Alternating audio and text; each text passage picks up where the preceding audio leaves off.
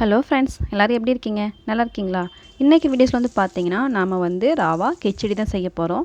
இது வந்து ரொம்ப சிம்பிளாகவும் ரொம்ப டேஸ்ட்டாகவும் செய்யலாம். அது எப்படி செய்யலாம் அப்படின்றத பார்க்குறதுக்கு முன்னாடி இது வரைக்கும் நம்ம சேனலை வந்து சப்ஸ்கிரைப் பண்ணாதவங்க சப்ஸ்கிரைப் பண்ணுங்கள். கூடவே இந்த பெல் ஐக்கானே மறக்காமல் கிளிக் பண்ணுங்கள். அப்போ தான் நம்ம போகிற வீடியோஸ்லாம் உங்களுக்கு வந்து சேரும். வாங்க நம்ம இப்போ வீடியோக்குள்ளே போயிடலாம். அதுக்கு வந்து ஃபஸ்ட்டு நம்ம வந்து கடாய் வச்சிடலாம். கடாய் வச்சுட்டு அதில் நான் வந்து இந்த டம்ளரில் 1 டம்ளர் அளவுக்கு ரவை எடுத்திருக்கேன்.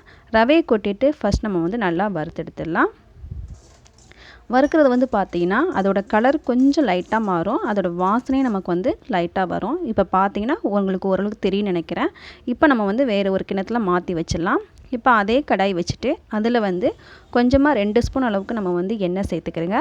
1 ஸ்பூன் அளவுக்கு நான் வந்து நெய்யும் சேர்த்துருக்கேன். கடுகு உளுந்து நம்ம சேர்த்துக்கலாம். கடுகு சேர்த்து பொரிஞ்சதுக்கப்புறமா உளுந்து, அது கூடவே கடலைப்பருப்பு ஒரு கைப்பிடி அளவுக்கு நான் வந்து சேர்த்துருக்கேன். அது கூடவே இஞ்சியும் சரி பூண்டும் சரி நான் சின்ன சின்னதாக கட் பண்ணி வச்சுருக்கேன். அதையும் நம்ம வந்து சேர்த்துக்கலாம். சேர்த்துட்டு 2 பச்சை மிளகா நான் வந்து கீறி வச்சுருக்கேன், அதையும் சேர்த்துக்கிறேங்க. இப்போ இது கூட ஒரு கொத்து கருவேப்பிலையும் நம்ம வந்து சேர்த்துக்கலாம். அதுக்கப்புறமா வெங்காயத்தை நான் வந்து நீல வாக்கில் நறுக்கி வச்சுருக்கேன். ஒரு 2 வெங்காயம் நறுக்கியிருக்கேன், அதையும் நம்ம வந்து இது கூட சேர்த்து நல்லா வதக்கி எடுத்துடலாம்.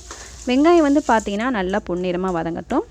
அது மாதிரி இஞ்சியும் சரி பூண்டும் சரி நல்லா எண்ணெயிலே வதங்கணும். அதனால் ஃபஸ்ட்டு நம்ம வந்து சேர்த்துடலாம். இப்போ வெங்காயம் நல்லா வதங்கினதுக்கப்புறமா நம்ம எடுத்து வச்சுருக்க காய்கறியை சேர்த்துக்கிறேங்க. நான் வந்து ஒரு 10 பீன்ஸு, ஒரு கேரட்டு, ஒரு உருளைக்கிழங்கு கட் பண்ணி வச்சுருக்கேன். பட்டாணி இருந்துச்சுன்னா நீங்கள் பச்சை பட்டாணி சேர்த்துக்கிறேங்க, நல்லாயிருக்கும். இல்லாத பட்சத்தில் இது மட்டும் போதும். இதெல்லாம் சேர்த்து லைட்டாக வதக்கிட்டு இப்போ இதில் வந்து ஒரு சிட்டிகை மஞ்சள்தூள் சேர்த்துக்கிறேங்க. தேவையான அளவுக்கு நம்ம வந்து உப்பும் சேர்த்துக்கலாம். சேர்த்துட்டு லைட்டாக கிளறி எடுத்துருங்க. இப்போ இந்த மாதிரி ஓரளவுக்கு நல்லா பரண்டு வரட்டும், எண்ணெயிலே லைட்டாக வதங்கி வரட்டும். அதுக்கப்புறமா நம்ம வந்து தண்ணி சேர்த்துக்கலாம். நான் வந்து இந்த டம்ளரில் 1 டம்ளர் அளவுக்கு ரவை எடுத்திருந்தேன், அதனால 2 டம்ளர் அளவுக்கு தண்ணி வந்து நான் சேர்த்துக்க போகிறேன். அப்புறம் வந்து பார்த்திங்கன்னா காய் வந்து வேகிறதுக்காக எக்ஸ்ட்ரா ஒரு 1/4 டம்ளர் அளவுக்கு நான் வந்து தண்ணி சேர்த்துக்கிறேன். இந்த அளவுக்கு சேர்த்துக்கிறேன் எக்ஸ்ட்ரா. ரவை மட்டும் சேர்க்கும்போது 2 டம்ளர் போதும். இப்போ உப்பு போதுமான்னு பார்த்துட்டு உப்பு தேவைன்னா போட்டுக்கிறேங்க. போட்டுட்டு நம்ம வந்து லைட்டாக மூடி வச்சிடலாம். மூடி வச்சு நல்லா கொதிக்கட்டும். கொதிக்கிறது மட்டும் பத்தாது, அந்த காய் வந்து நமக்கு நல்லா வெந்து வரணும். இப்போ காய் வந்து பார்த்துருங்க, காயெல்லாம் நல்லா வெந்துருச்சான்னு பார்த்துருங்க. வெந்ததுக்கப்புறமா நம்ம வந்து எடுத்து வச்சுருக்க ரவையை வந்து இது கூட சேர்த்துடலாம். ரவையை வந்து பார்த்திங்கன்னா அப்படியே கொட்டிடாதீங்க. அப்படியே கொட்டிட்டால் நமக்கு வந்து அப்படியே கட்டி கட்டியாக ஆயிரும். இந்த மாதிரி ஒரு கையில் நம்ம வந்து கொஞ்சம் கொஞ்சமாக நம்ம கொட்டிட்டு இன்னொரு கையில் நம்ம வந்து நல்லா கிளறி எடுங்க. அப்போ தான் நமக்கு வந்து அந்த கட்டி பதத்துக்கு இல்லாமல் நல்லா உதிரி உதிரியாக கிடைக்கும். இந்த மாதிரி நீங்கள் கிளறி விட்டுகிட்டே இருங்க, நமக்கு வந்து கிடச்சிரும். இப்போ நீங்கள் பார்த்தீங்கன்னா ரவை எல்லாமே கொட்டியாச்சு. ரவை கொட்டினா ஒரு 2 செகண்ட்லேயே நமக்கு வந்து கிச்சடி வந்து ரெடி ஆயிரும். அந்த தண்ணி வந்து ஓரளவு கரெக்டாக இருக்குது நமக்கு.